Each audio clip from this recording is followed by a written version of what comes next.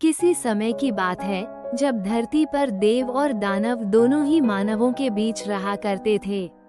अच्छाई और बुराई का संघर्ष अनंत था और इन्हीं में एक कथा थी देव ऋषभ और दानव लालचंद की, जो न्याय और लोभ के प्रतीकों के रूप में एक दूसरे के शत्रु थे।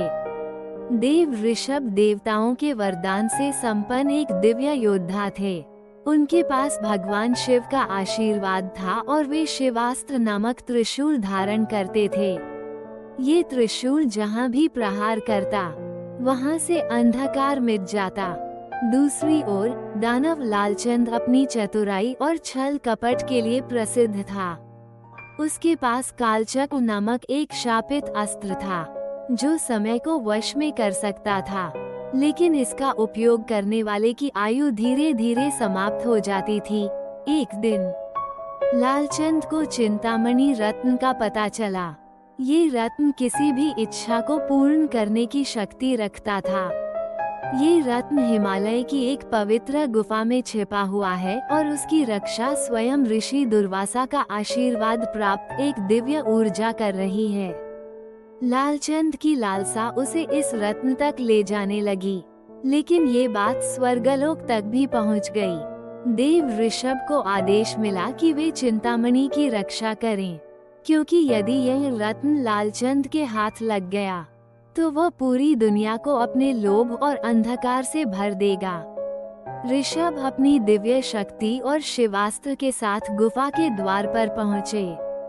ठीक उसी समय जब लालचंद वहां अपने छल से पहुंचा, लालचंद ने कालचक्र को घुमाया और समय को रोकने की कोशिश की ताकि वो रत्न को आसानी से ले सके। लेकिन ऋषभ के त्रिशूल से निकलती ऊर्जा ने उसके प्रयास को विफल कर दिया।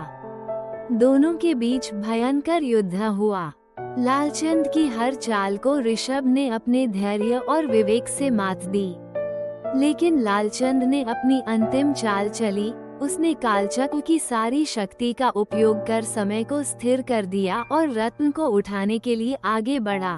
उसी क्षण ऋषभ ने अपने शिवास्त्र को पूरी शक्ति से प्रक्षेपित किया। त्रिशूल ने न केवल लालचंद को रोक दिया, बल्कि कालचक्र को भी नष्ट कर दिया। लालचंद अपनी शक्ति खोने के बाद समय के पाश में फंस गया और वहीं पर समाप्त हो गया। चिंतामणि सुरक्षित रही।